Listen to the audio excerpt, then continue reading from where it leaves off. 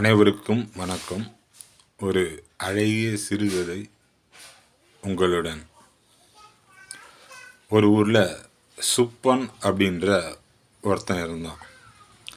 அவனுக்கு என்ன ஆசை வந்துச்சு அப்படின்னா, தாங்கிட்ட இருக்க ஆசையை அறவே ஒழிக்கணும் அப்படின்ற ஆசை வந்துச்சான். உடனே அவன் என்ன பண்ணான், ஒரு முனிவர்கிட்ட போனான்.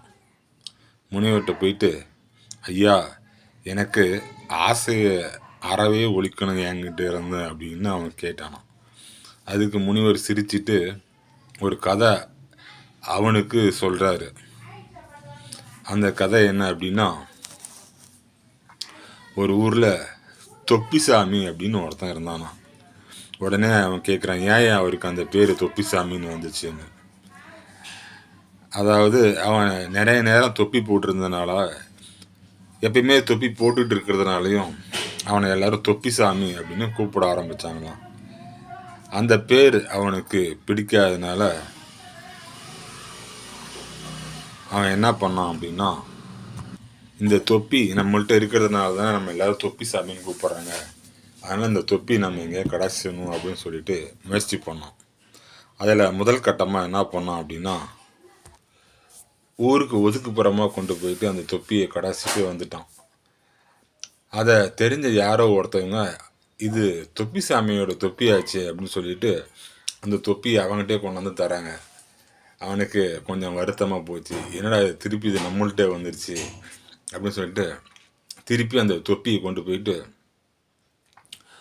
ஒரு கிணத்து பக்கத்தில் இருக்கிற மோட்டார் பம்பு செட்டில் அந்த தண்ணி போகிற இடத்துல அதை வச்சு அடைச்சிட்றான். இனிமேல் யாரும் பார்த்துருக்க மாட்டாங்க, இது நம்மள்ட்ட யாரும் கொண்டாந்து தர மாட்டாங்க அப்படின்னு நினைக்கிறான். ஆனால் இதை ஒரு குழந்தை பார்த்துருச்சு. இந்த குழந்தை என்ன பண்ணுது, சொல்லிடுது, இந்த மாதிரி இந்த அங்கிள் இந்த தொப்பியை இங்கே கொண்டாந்து இதை அடைச்சி வச்சுக்கிறார், அதனால தான் இந்த தொட்டியில் இருந்த தண்ணி ரொம்ப வழுகி போயிடுச்சுன்னு அந்த ஊர்க்காரங்க அவருக்கு 1000 ரூபாய் ஃபைன் போட்டு அந்த தொப்பியை மீண்டும் தொப்பிசாமிக்கிட்டே கொடுத்துட்றாங்க.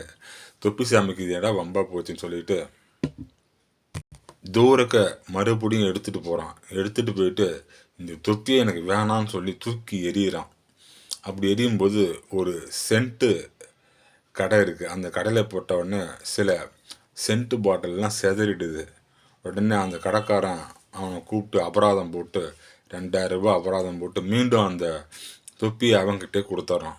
ஆஹா, இந்த தொப்பி நம்மளை விடவே மாட்டேங்குது அப்படின்னு சொல்லிட்டு மறுபடியும் வரான். என்ன பண்ணலாம்னு யோசிக்கிறான். யோசித்த உடனே மீண்டும் அந்த தொப்பியை எடுத்துக்கிட்டு கொண்டு போயிட்டு ஒரு காட்டில் வச்சு எரிச்சிடலாம் அப்படின்னு சொல்லிட்டு அதை அங்கே வச்சு எரிக்கிறான்.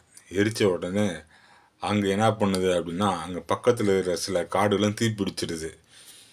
இது எப்படியோ ஊர் தலைவருக்கு தெரிஞ்சிது. எப்படி தெரிஞ்சுன்னு பார்த்தா, இவன் அந்த தொப்பிக்கு தீ வைக்கும்போது அங்கே இருக்கிற ஒரு குழந்தைய பார்த்து அதை சொல்லிடுது. சொல்லிட்ட உடனே அந்த ஊர்க்காரங்க அவனுக்கு மீண்டும் 3000 ரூபா ஃபைன் அபராதத்தை விதித்து மீண்டும் தொப்பி அவன்கிட்ட கொடுத்து அவனுக்கு பேரை மறுபடியும் தொப்பிசாமின்னு வச்சிடுறாங்க. அவன் கடைசியாக ஒரு முடிவுக்கு வரான். ஆஹா, இந்த தொப்பி நம்மளை விட்டு போகாது அப்படின்னு சொல்லிட்டு அந்த தொப்பிசாமின்ற பேரை நம்ம ஏற்றுக்கலான்ற அந்த முடிவுக்கு வந்துடுறான். உடனே அந்த கதையை கேட்டுட்டு இருந்த சுப்பன் கேட்குறான், ஐயா, யார் அந்த தொப்பிசாமி, அவரை நான் பார்த்தே ஆகணும் அப்படின்னு கேட்குறான். உடனே அதுக்கு அவர் சொல்கிறாரு, அந்த தொப்பிசாமி நான் தான்ப்பா, வேறு யாரும் இல்லை அப்படின்னு அவர் சொல்கிறாரு. ஆக ஆசையை அறவே ஒழிக்க முடியாது என்பதுதான் இந்த கதையினுடைய கருத்து.